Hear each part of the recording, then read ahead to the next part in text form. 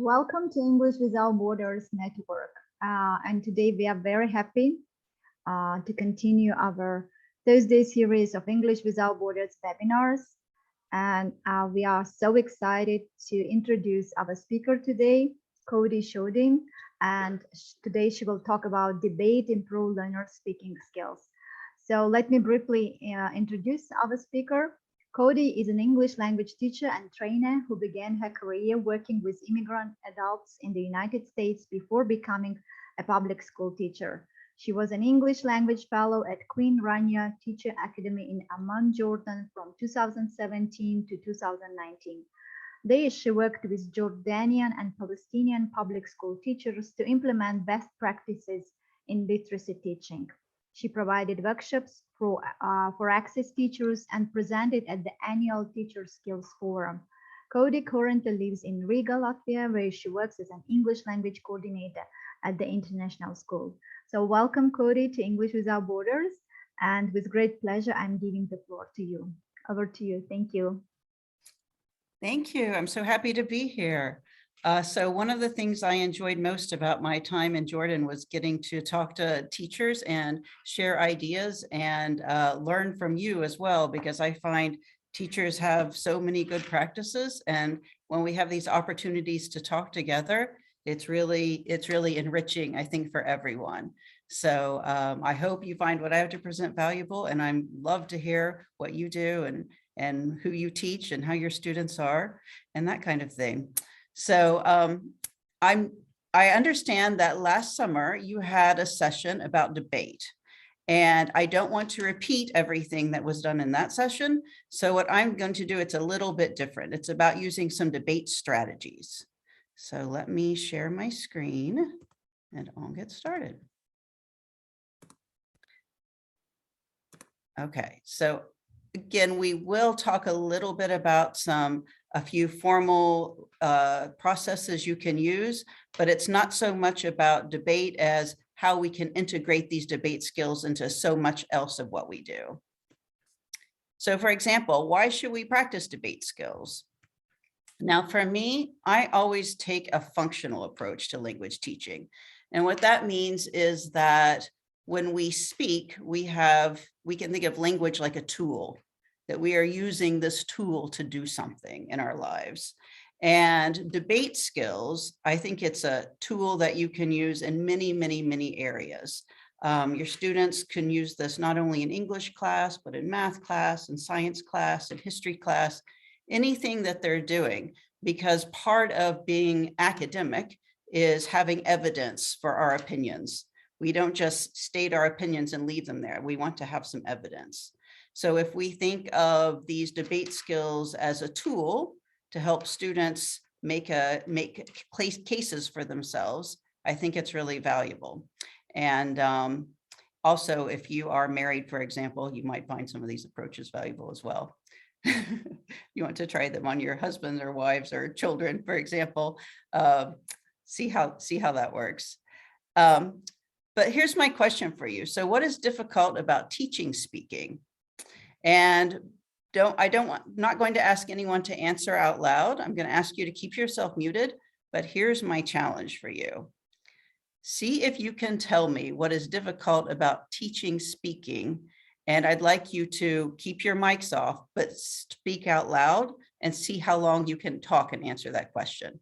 Okay, so I'm going to set my stopwatch, and please try to answer the question and see how long you can tell me about what's difficult about teaching speaking.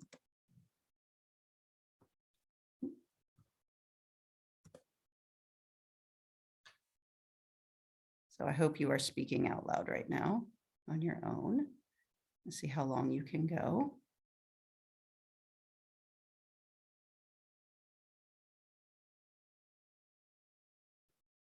Wonder if anyone is still speaking. Is anyone still answering the question?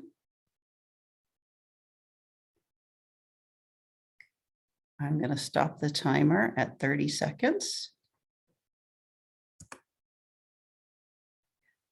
And ask you, did anyone make it that far?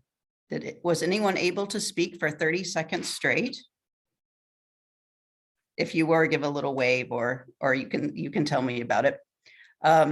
But probably what you found is that that's really difficult. It's really difficult for someone just to ask you a question and you start speaking without stopping, especially if you haven't had time to prepare, right? So one of the things that's so difficult about teaching speaking is we have to do it in real time. Like when we're writing something, we have time to think about it and prepare. But when you're speaking, you just have to talk and keep doing it. And that's really a challenge for our students, especially if they don't have that much experience speaking in English. I think it's difficult for me as someone who learned to speak English as my first language. And so I imagine it's going to be very difficult for students who are learning English as a second language or additional language. So I want to give you the structure to help the students think about how to put their speech together. And what we call it is claim, evidence, and reasoning. So again, this is how to express an argument that could be used in a debate, but could be used in many other ways too. So the idea is to make a claim and give some evidence and reason behind it. And that helps students because they need to back up everything they say in class, in an argument, in a debate. And also, so often students will just give one word. Sometimes if you probably had the experience of you ask a question to your students and they just say yes, no, I don't know. So we want to build up their speech and get them to add to that, like speak in complete sentences and then eventually speak what might be like a paragraph worth, right? So we're going to practice doing that. So these are some sentence starters that you can give your students. This is not exhaustive, of course. There's lots of other things they can say, but I would explicitly teach these things and have them visible, write them down, give them to the students, because part of what helps with speaking is practice. So the more we practice these things, and again, these sentence starters you can use in an argument of any kind, the more fluent your students will be at using this. And you might be wondering right now, why do I have a picture of bricks on your screen? Well, there is a reason, and that is because we want to think of these things, these phrases, as a bit like the mortar, the things that holds the bricks together. So the bricks, those are like our facts and our evidence and the things that we know. But the mortar is the things that holds our argument together. So when we say things like, according to the evidence, or for example, some of these things we call cohesive devices, because cohesive, it literally means hold things together, right? And that's what we want to do. We want our students to have some content, of course, to talk about, that's the bricks, but also a way to hold it together. And so that's the mortar that we're going to practice. Okay. Now, if you want to do this with your class, give your students the sentence starters, and then you're going to want to have them take notes on something. And you don't need to buy or print a fancy graphic organizer or anything. A pencil and paper can do. So I would ask you right now to, if you have a pencil or paper, or take a moment to find something to write with so that you can be in the role of students and practice a little bit on how you could take notes. So please take a moment to find something to write with and something to write on, because we're actually going to practice this in a student role. And for the evidence and reasoning boxes, you can make as many as you need for each piece of evidence. And sometimes the reasoning might just be one box together that all of the evidence fits into. So prepare something like this for yourself. Okay. Now I'm going to show you this video, and this is about a little girl. And the question that she's asking is, who is her dad? So your question might be, who is my dad?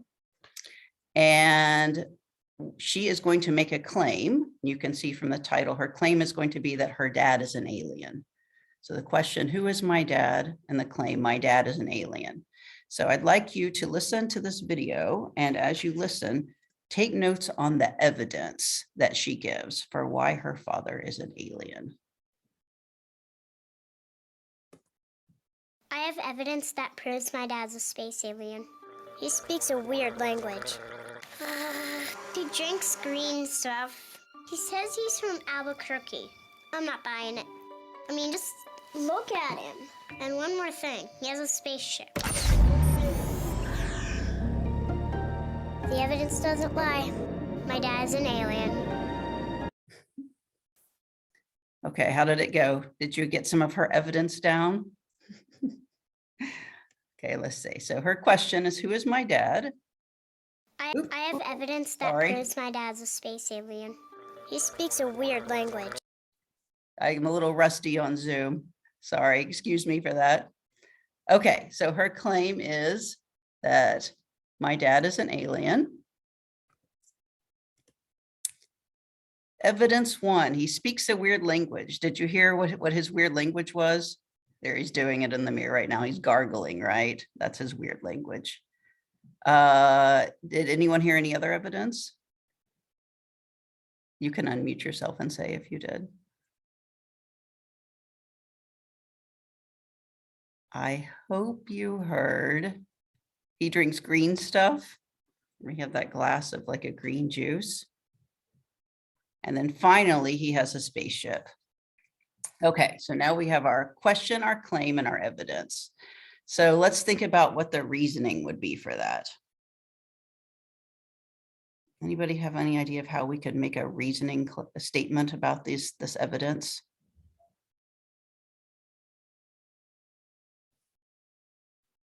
I'll show you what I did.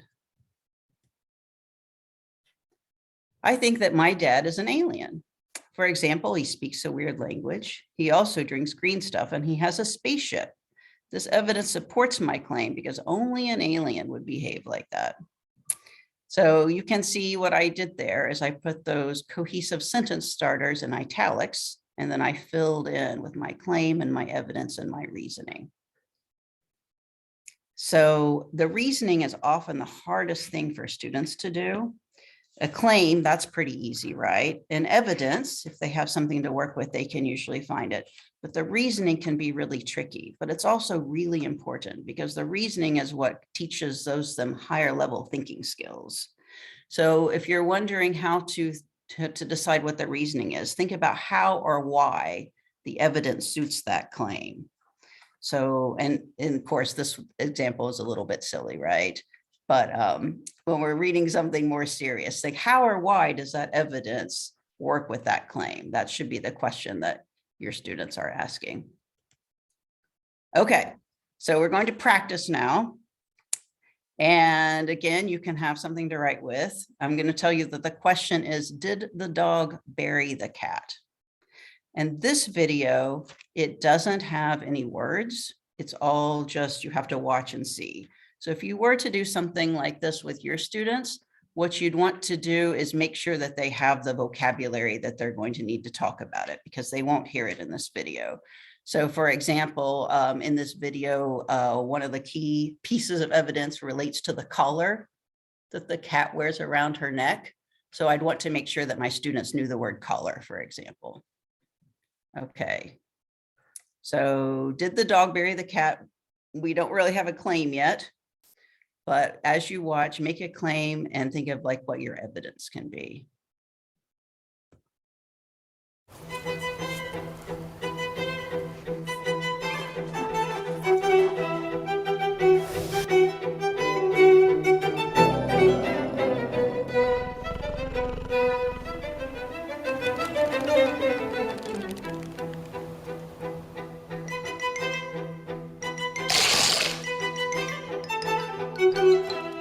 Honey, have you seen our cat? Nope.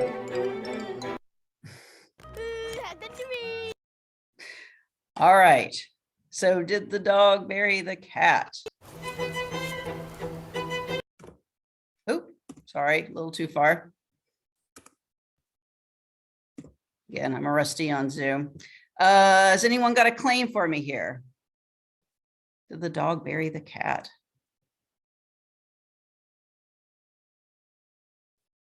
And what would be your evidence?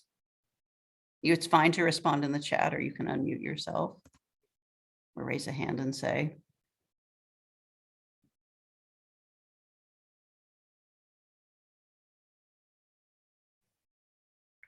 Oh, what do you think?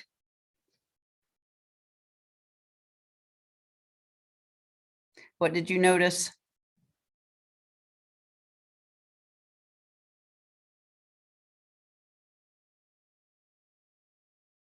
Don't make me hit play again.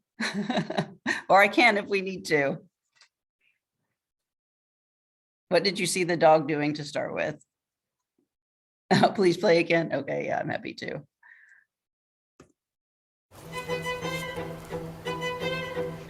Oh, sorry. I just went to pause.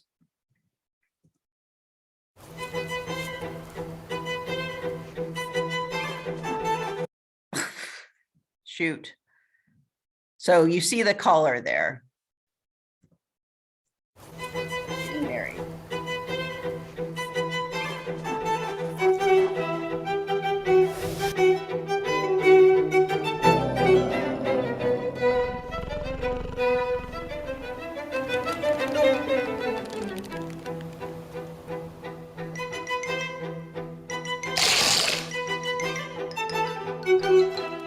Honey, have you seen our cat?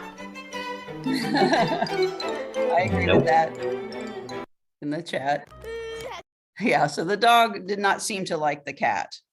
So it seems to me like the dog probably did bury the cat. And my evidence for that, anybody see the evidence? It had to do with the cat's collar. Yeah, thank you. The dog buried the cat. The man saw the dog was doing it. Yeah, so there was kind of an eyewitness as well. But our evidence would be that the man actually witnessed it and that the collar was going into the dirt. And also the dog was kind of covering up his crime, right, by giving the man Doritos.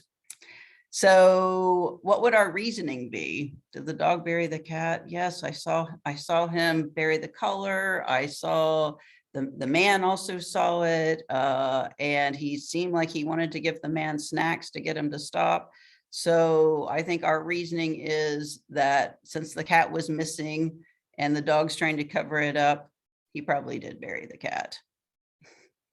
That's just a fun little way to practice. Yeah, yes, I agree. Evidence is the burying the cat's collar and blackmailing. Yeah, whoever said blackmailing, that's a good one. Definitely. Okay.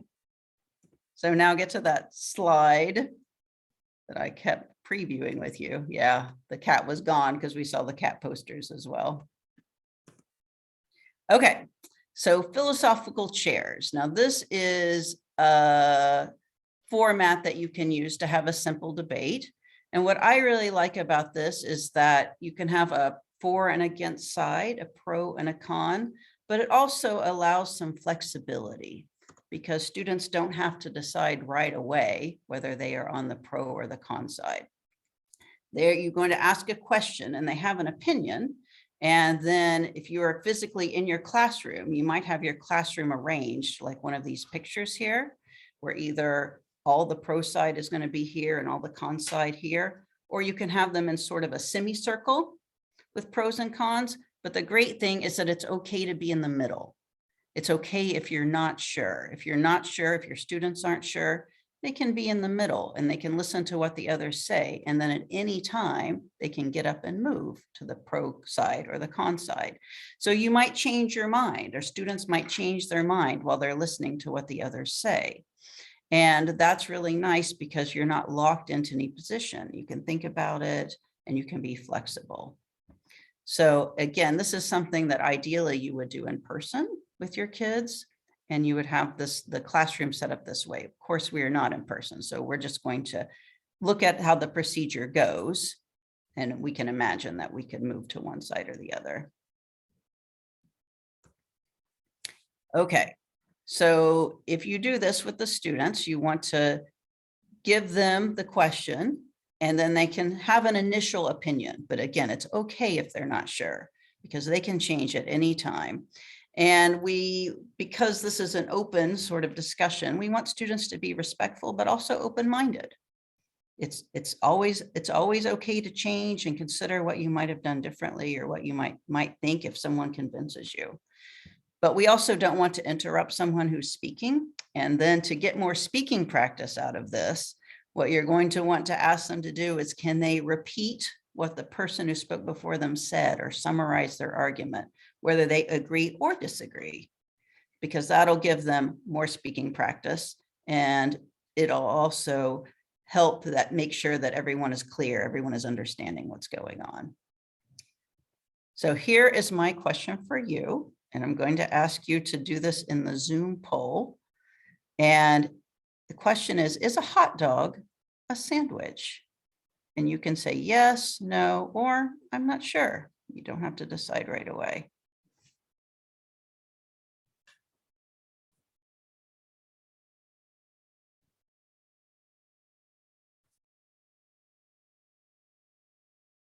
So you should see on your screen, you have the option of answering yes, no, or I'm not sure. Oh, good. It looks like we're already having some disagreement, which is perfect for a debate.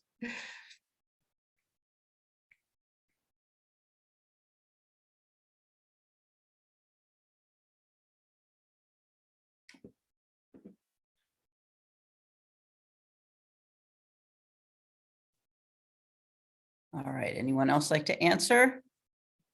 Can yes, no, or I'm not sure.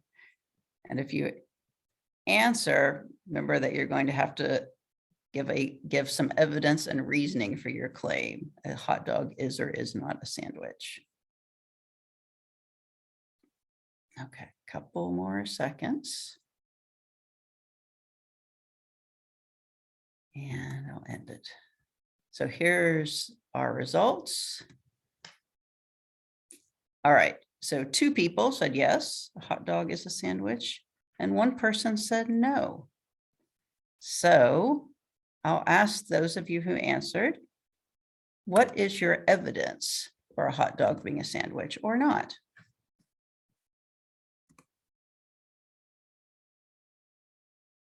Oh, somebody's putting some ideas in the chat.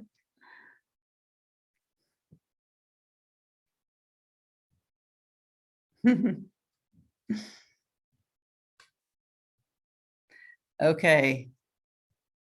Think about, can you state this as your claim, your evidence, and your reason?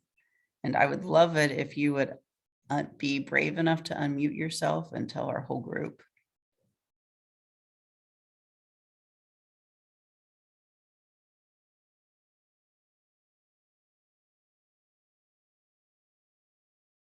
Anyone willing to read what they put in the chat, for example? It does come down to, I think, what is the definition of a sandwich?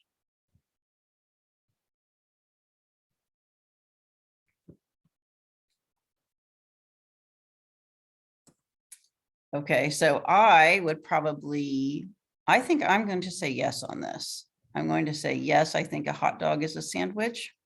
And my evidence is that there's bread on both sides. Okay, yeah, I agree. There's bread on both sides. There's something inside of it. And you can eat it with your hand. You don't need any special utensils. You don't need a knife or a fork. So in my mind, yeah, I agree. Codie, can Yes. I argue with you? Of course, please do. Okay.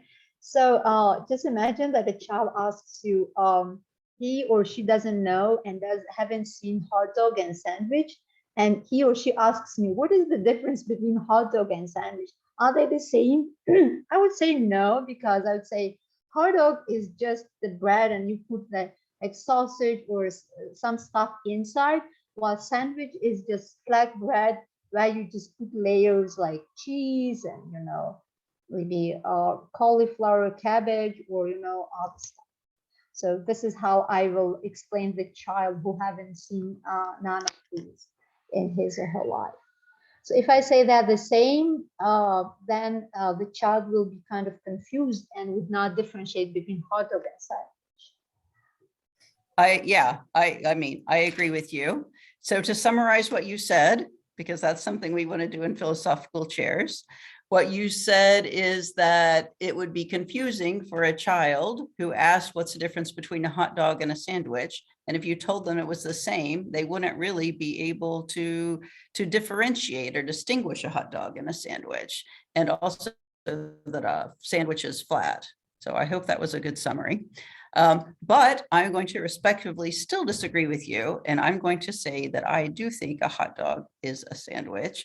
I think it's a subset of sandwiches. I need to have a diagram here where sandwich is a big category and hot dog is a little category inside that. So that would be my argument. But again, when you're practicing these things, it's nice to have a question that's not too emotional for anyone, right? Because we don't want anyone to feel uncomfortable. And so a lot of these things I'm giving you, yes, you can have an opinion on, but I don't think anyone is going to actually become angry about it. At least I hope not. I personally am not a hot dog lover, so maybe the hot dog lovers out there will see things differently. But yeah. So if we were doing this in our classrooms, we might see if any students would get up and shift. Maybe somebody is convinced by my argument and they come to this side, or they're convinced by the no argument and they go to the other side. And that's part of the fun of this if you're doing it in person. Okay. And then another really great thing that you can do with your students is after you do a philosophical chair is you give them a moment of reflection, because part of what we do when we're learning is we might change our minds, right? So maybe I used to think that a hot dog was a sandwich, but I heard the argument about how it really is not the same and it could be confusing for people, and really a sandwich is flat and a hot dog bun, it's a bit round. And so now I think that a hot dog is not a sandwich. So this is a really good exercise for helping students track their own thinking. Again, it's like a metacognitive practice, right? And that helps students get to a higher level, is when they are thinking about their own thoughts as a timeline, because students are always learning, should always be learning. And so as they get more information on something, they might change their minds. And it's important for them to realize that, like, oh, I thought this, then I heard all this evidence and reasoning, and I changed my mind. And also that that's okay. It's okay to change your mind. So I would encourage you, if you try philosophical chairs with your students, to try reflecting like this afterwards. And they could even do it on a simple exit ticket. So if you like to use exit tickets as a quick formative assessment, they could finish these sentences and give it to you in writing. And that would be a really great way to reflect and consolidate their thinking. Okay, so we've been talking a little bit about the mortar, the cohesion around arguments, but we have to have some content as well. We have to be able to judge an argument. So what I'm going to do now is ask you to evaluate some evidence. And my question is going to be, should people drink milk? And what I've done on this link, which we'll put in the chat for you, is a Jamboard. So you should, if you can, click on the link in the chat, which will come in a moment, and you can actually open this Jamboard. And I will also open it on my screen so that you can see, but it's best if other people open it as well so that we can manipulate it. Okay, thank you. I see that link is there now. So I'm going to open it, show you what it looks like. So on this Jamboard, you will see arguments. Some of them say people should drink milk, and some of them say that they should not. So first of all, yes, thank you. I'd like to ask you to move to the sides, the arguments. Is it for, pro, or against, con? And you can divide up those Post-it notes. And the colors don't mean anything. There's no secret code there.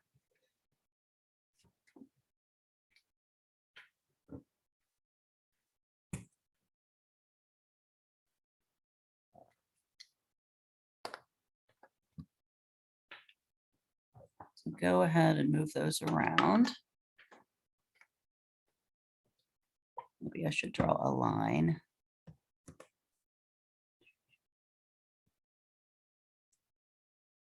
go. There's our pro and con line.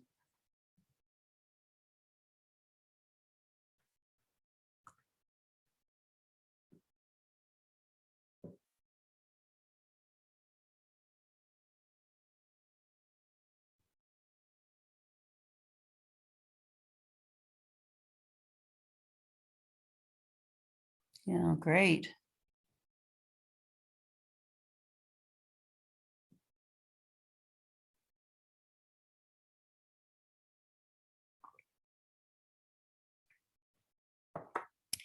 Okay, I will give you the tip that we should have equal number of pros and cons. So there should be eventually 5 on each side. So I think we need to move some to the pro side.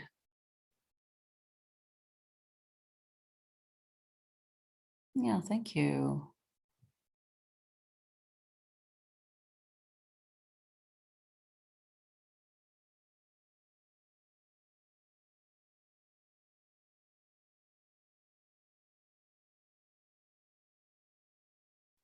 Yeah, you can add to.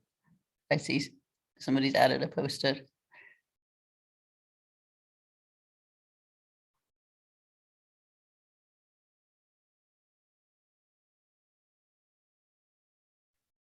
Okay.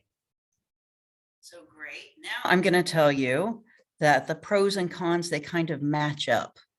So you will see, for example, and I put some Roman numerals on them so we can tell them apart. I'm looking at Roman numeral number 8. It's the green one over on the pro side now. And it says most people with lactose intolerance can and should drink some milk because it provides important nutrients. So let's see if we can find the one that's about lactose intolerance and kind of match that up.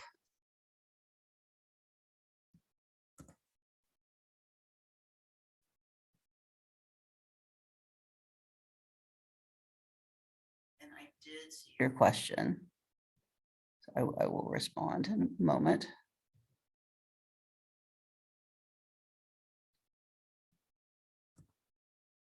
Okay. So see how we have 8 up there as lactose intolerance, and this number 7 is the against. Lactose intolerant people should not consume milk. So if we kind of put them together, we can sort of see the pro and the con on the same topic. So if you'd like to match those up as best you can. Let's see. People are stronger. Yeah.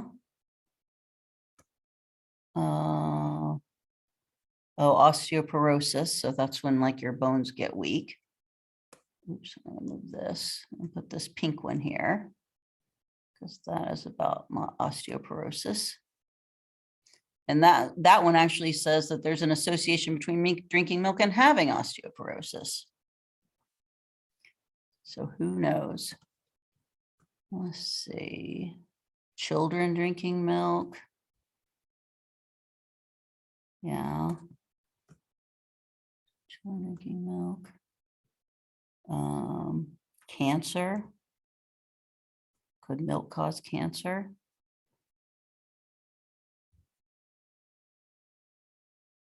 Okay. Yeah, that's a con about children drinking milk. Thank you. Moving those around. Okay, so now we have all these arguments for and against drinking milk, and go ahead on the piece of paper that you have, like look and see which ones you agree with. Do you agree more with the pros or the cons? So for example, if I look at number 5, according to Dairy Nutrition, drinking a glass of milk with 3 main meals did not stop people from absorbing iron from their food. Now I have to evaluate. Does that seem plausible or no? So everyone take a moment and decide, are you more on the pro side or the con side of drinking milk, given this evidence that you've read? And I'd love it if someone would respond, either you can speak out loud or you can respond in the chat.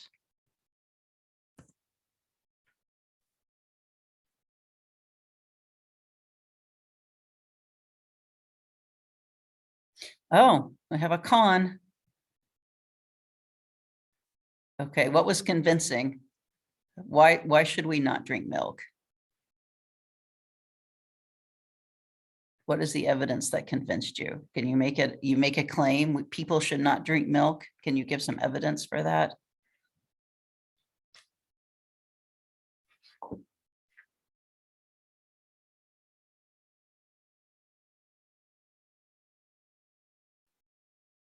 I mean, I personally don't like milk, but that wasn't one of the reasons that we had. We were trying to stick with some actual evidence, not just opinion. Were any of those arguments against milk, were they persuasive to you? And if yes, which one? Or for, maybe something convinced you that you should. I see someone added a note saying that we should. So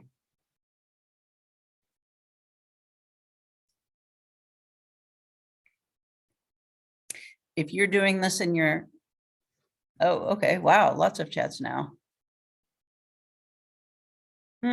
Yeah. So I see we have some pros and cons. Now, if you're doing this in your classroom, of course, we're doing it on Jamboard now because we're virtual, but you could actually have some little cards like this where you've put a few of these things and you could let the students sort the cards themselves. Now, an advantage of that is it gives them low stakes practice for talking with a partner. So it can be very intimidating for a student to speak in front of the whole class or in front of the teacher. But if they had some little cards like this, some statements, and they could decide whether they agreed or disagree and with a partner or maybe a small group, that lets them talk, but without having to talk in front of everyone. So it's like rehearsal. Yeah, lots of people I think are coming up as pro milk in our chat, which the dairy producers, the cows would be happy about, I think. But again, since we're talking about using this for speaking practice, if you're doing it in your classroom, please have the students actually talk about it so that they can be saying these things out loud to each other. And they can use these bits of evidence to do that. Okay, I'm going to go back to presentation. So that's what we did. We identified the pros and cons. We sorted them. We evaluated the evidence. We put it together. And then we decide which side we think is stronger. And that can become the basis of your debate. But in school and in university, we want to have evidence for that. So that's why having these evidence is so important. And so that's why we want to teach our students to cite the sources. So on those little sticky notes on the Jamboard I gave you, I either said it was a doctor or a scientist that was saying those things, which I actually found. I didn't make those up. That was actual research. But we want to make sure that our students are using that because that makes their evidence so much stronger. So they can say things like, as cited in Dairy Today, or research by Dr. Smith indicates that. Those kind of things really help build their arguments.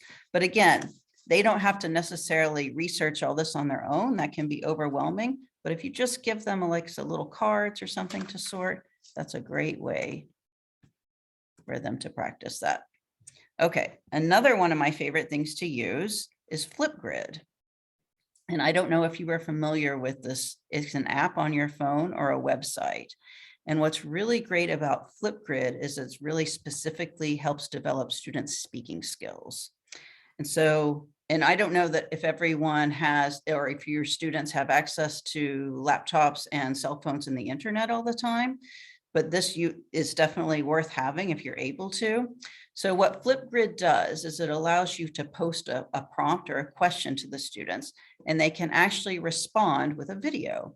So it could be on their phone and they'll just hit the video and they'll respond, but they can do it alone in their own room. so that no one has to hear them practice. And if they don't like how it sounds, they can delete it and do it again. So it's a really great way for them to practice speaking, but again, in this low stakes way where they don't have to worry that anyone's watching them. And then on the Flipgrid website, they can send it directly to you, or you can share with the class so that each of the students can see each other's Flipgrid. So let me click on that and I'll show you what it looks like. Okay, so I'm pretending here that I'm the teacher, and I'm going to ask the question, is homework beneficial for students? And as the teacher, I'm going to require that my students respond by giving a claim, some evidence, and some reasoning. And that if the students use any source, they need to cite that source. So then I put myself in student role and I added a response. So you would just click there, add a response, and then the camera would come on. But this is one that I recorded earlier.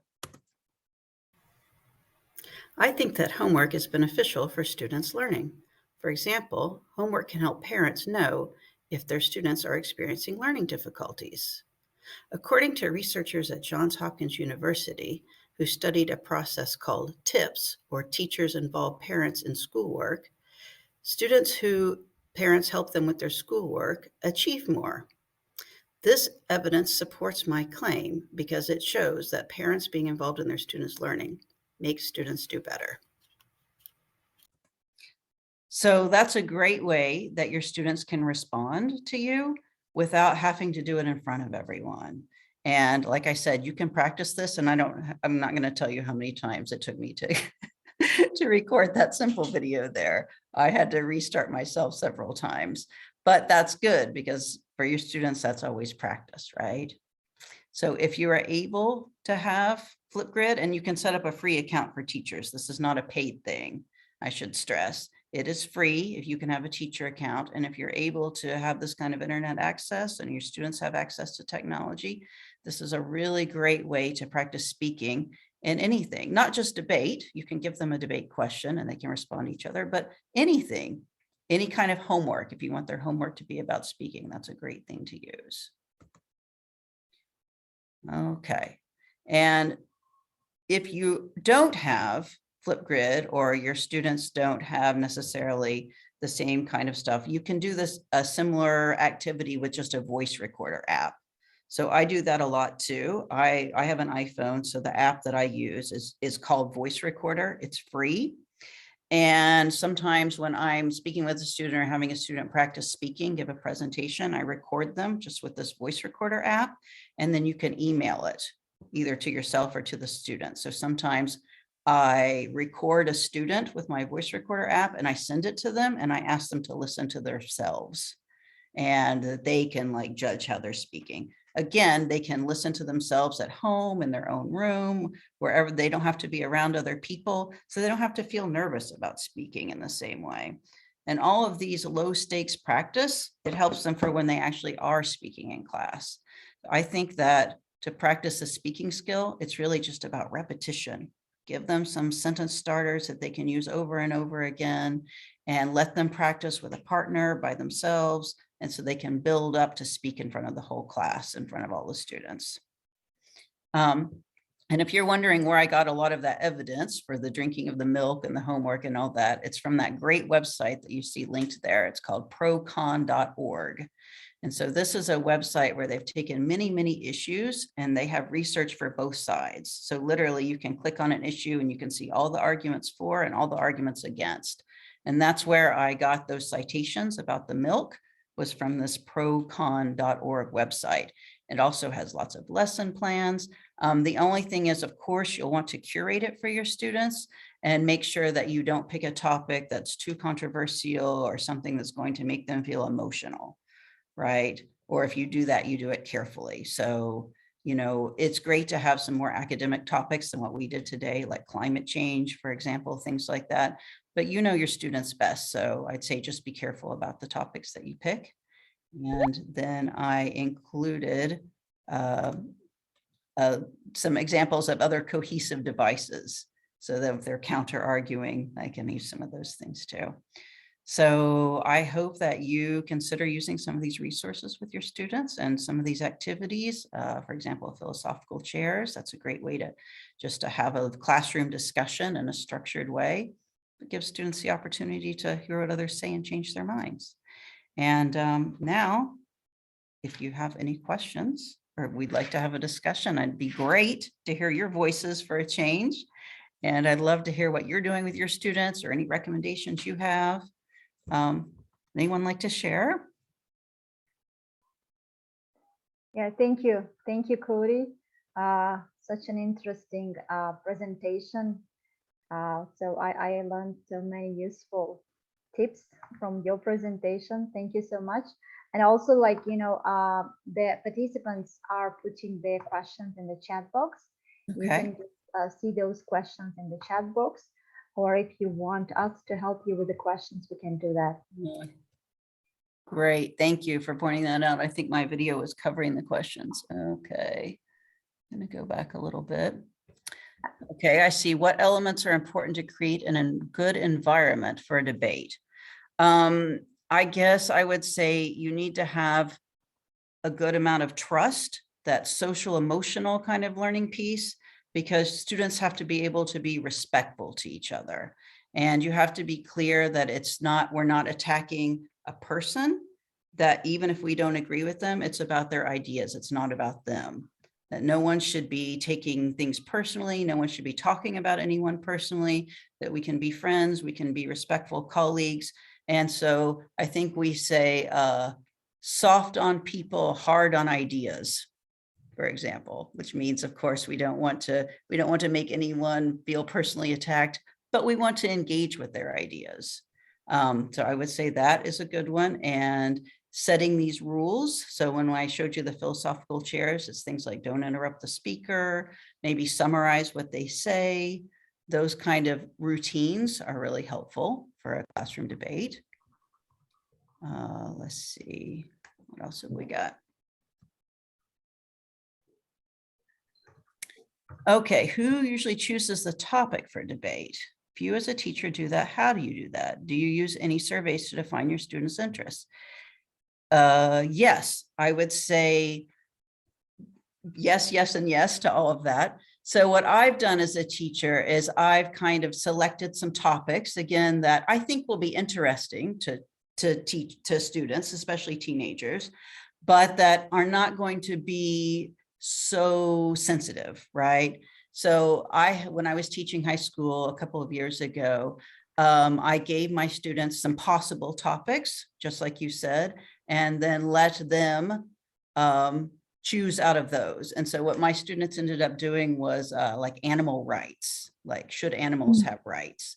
And so then we went and explored lots of areas like hunting, using leather, for example, drinking milk or eggs, eating meat, anything that had to do with animal rights or medical experiments on animals. And they went and looked at all of those topics separately. And then the end, they came up with what they thought about it. And that was a really memorable exercise for me because my students actually decided to challenge themselves to be vegetarian for a week. And they were these growing teenage boys and they were so hungry, but they just wanted to try what it would be like to be vegetarian because they got so interested in the topic. So yes, I would say, please do let your students have some say in it because they'll be much more engaged that way, but make sure that it's not anything that's going to make anyone uncomfortable. Okay. When I have a debate in my class, some students are not good in English. They're continuing their feelings and their word with their own language. What can you say about it? Of course, students are going to have some translanguaging or code switching. Like that's okay. If it's just a single word, maybe see if you can replace that word. Like, for example, to go back to, we had our video about the cat wearing the collar. If they don't know the word collar, which in English, it's not so common. If they're saying it in their own language, maybe you could help them with just that one word. The other thing that I do when I have a debate in class is I really encourage students to have these little evidence cards. So this is just an example that I made about fossil fuels. And if they write like one piece of evidence on each card, and then they can refer to these when they're having their debate. And you know, they might be reading a little bit at first, and that's okay if that's what they need to do to help them. But they have their thoughts organized, and then they can like use their note cards in that way. So I like having note cards. And then also if they are preparing note cards in advance and they can have time to look up words, or you can give them the words that they need. I hope that was helpful. Deal with ad hominem attacks during debates. Well, yes, that's the thing. We don't want it to be about the person, right? So I think that as teachers, we're going to model that. We would never do that to our students, but to give them some examples of like what's okay and what's not okay before the debate even starts. So we talk about, yes, we're going to have some issues. You might agree, you might disagree, but what does it look like to disagree and agree respectfully? And you can even say things like, with all due respect, I disagree with your opinion. You can teach them some things like that to say. And then you can also teach them what not to say. So they might say like, no, you're stupid. That's big X. We're never going to say anything like that to our classmates. That's unacceptable. So I think being really clear about attacking the idea as opposed to the people with some actual examples might be really helpful in that way. And then of course, if things are not going well, you as a teacher are going to have to stop it and reframe or come back and visit another day. Let's see. Pros and cons. Again, for me, this is really like a skill that students can use in every academic area. And organizing debates, especially if you give them some time to prepare, then they can really get their thoughts together, because that's really what we do in school. And that's what they're going to be doing in university. This is going to be a skill that they will always be able to use no matter what they are doing, or even in life, even if they are, you know, arguing with a boss. Maybe they have to make a case for why they need a raise, right? This is a skill that they're always going to need. You should pay me more money because, and give the evidence. So you can make your point to the students that these are real world skills. It's not just about the classroom. It's about the life function. Okay, criteria to judge students' arguments. Well, there's lots of different ways that you can do it. You could be the judge. You could have the students take a vote, for example. You could, especially if not everyone is involved in the debate, maybe there's two sides are debating and the others are watching, and then they could vote at the end about which sides they did. I guess that would be like who won the debate. But in terms of the criteria for students' arguments in general, I would definitely want to stress that they need to have some evidence. And you could even give them like a bit of a rubric, like, I want you, for every argument you have, you must have 2 pieces of evidence or 3 pieces of evidence. So there could be a checklist like that. And then that their reasoning links back to the original claim, that the evidence fits, in other words, right? If it doesn't fit, that it's not really good evidence. How do you group students, and according to what? Well, this is tricky because sometimes we use mixed ability groups and sometimes we use like ability groups, right? I mean, I think for this, especially if it's going to be a little bit of a group, I would recommend a mixed ability group so that the students who are less proficient speakers can get some practice with peers. But they should know that they have a role in that, but that you're expecting them to practice in their small group and then come out again. Oh, and I see someone then ask about rubrics. So yes, I do recommend rubrics for debate, but they can be as simple as you want. Like I said, it could be like, I used evidence, I made a claim, I had reasoning, things like that. Or I anticipated what the other side might say, I had a counter argument. Biggest challenge for online debates. Are you still teaching online? I'm sorry if you are, because I do think that's a challenge. I think when we, at least in my school, when we first went to online learning, teachers were so worried about students talking all the time and interrupting. And then we found that in fact, we could hardly get them to talk at all. So I think that can be a challenge. If you use Zoom, for example, I wonder if you have breakout rooms, if like a breakout room could be a way that they could have that small group experience. And one of the ideas I learned from virtual teaching that I really liked for accountability in breakout rooms is to have like if you have Google Suite, if you have a Google document that you can share, and the students have to type something on the Google document, some kind of accountability piece there. So go in your breakout room, and while you're in your breakout room, I want you to have this Google document and answer this question or fill in this bit of a chart, so that you can make sure that they're actually doing something, because of course you as a teacher can't be in all the breakout rooms all the time. Yeah, see you talking about mixed ability groups and unequal participation. It definitely is. I think assigning roles can be a good way to do that. And if the students have time to rehearse and practice and know what their role will be in advance, that can really help. So if, like, say you had a small groups and they're debating for an argument and the other side is against, you might say, like, I expect every student to present one piece of evidence. That might be a way to do it. And again, if they've got their little cards, like, this is going to be my evidence, and when it's my turn for that piece, I'm going to say that piece, right? I think that, like, the preparation and assigning students a specific thing is really helpful, but it also helps them be less nervous because they know what's coming. Because if you participated at the very beginning when I asked you to, could you speak for 30 seconds without stopping? Probably you found that very difficult. I know I would find it difficult. And for our students who are learning, it's really, really difficult. So we need to do as much as we can to prepare them, let them have some notes, maybe let them practice saying it over and over, say it in their groups before they have to say it in front of everyone. Okay, for engaging students in debate, they need to have some background knowledge and do some reading. Yeah. So again, I like to use that procon.org website. That's where I got a lot of stuff. If you're in person and you're able to print stuff out, you can print out things that look kind of like those sticky notes I used on Jamboard. You can actually print those out and you can cut them, and then you actually have little cards. So that's a great resource that I use all the time. Because it divides things up for the students. It can be a little bit hard if you just say, go on the internet and find some evidence, right? You kind of need to curate that a little bit, because otherwise it becomes very overwhelming. Or you could give them just a very, very narrow topic, like if we're going to say, should people drink milk, focus only on calcium absorption, something like that. So it's like very, very narrow.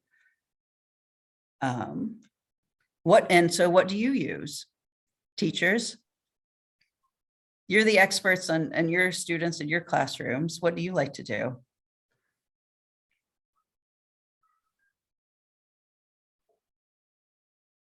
I'd love to hear from some of you, because I'm sure you have some great ideas as well. And we are almost out of time. But if anyone wants to share some of the great things that you're doing in your classroom or with your students, I'd love to hear it.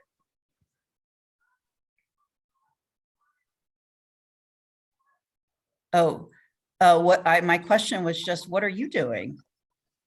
What do you do in your classrooms? Thank you, Fernando. I hope you had a great time. I certainly had a great time. Yeah, thank you for sharing that resource, or the TOEFL articles have some good content.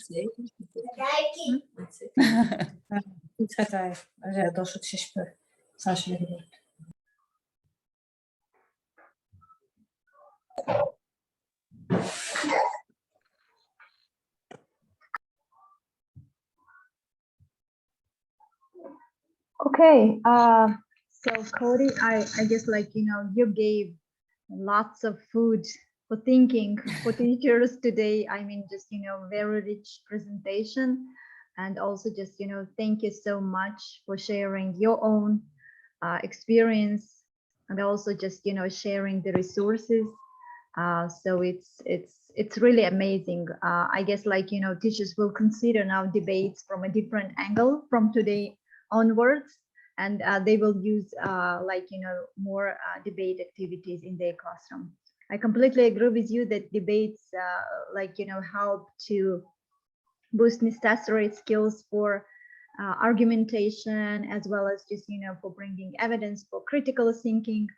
And of course, like, we'll also just, kind of develop high level thinking skills. Yes. Very, very important. Yeah, thank you very much, Codie. And of course, we will share your materials with your permission on English Without Borders website, so the teachers can use them.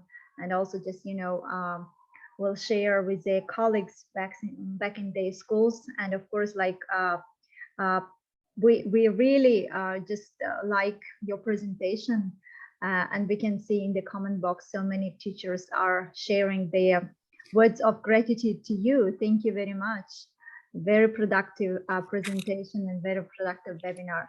And dear audience, please stay tuned on us, because this was the first webinar with Codie, and the next one is going to be early June. So yeah, and meantime, I'm just, if you have any questions, you can just leave your questions under the Facebook post, and of course we will just forward those questions to Codie. So dear all, thank you for your active participation, Codie, for your just valuable time, energy, and of course, like, sharing your expertise with teachers in Tajikistan. And just to mention, so we also have regular English Without Borders followers who are joining the webinar from different parts of the world. So Natia, for example, she's joining from Georgia. Fernando, he is joining from Brazil. And also we have a number of other teachers who are joining from India and also from Pakistan. So it's we see this English Without Borders. So we don't have any borders, and we are ready to share the platform where the teachers can share their own experience and make teaching English very useful, fun, and also just exciting job everywhere. So thank you very much, Codie. And dear audience, we wish you to have a great evening. Codie, for you as well. It was great to get a chance to meet all of you and spend some time together, and I really appreciate it. I hope we can see each other again soon. Yeah, for sure. Thank you very much. Please follow us on social media, on Facebook, on Instagram, and don't miss our online activities. Thank you very much. Have a great evening, everybody. Bye-bye.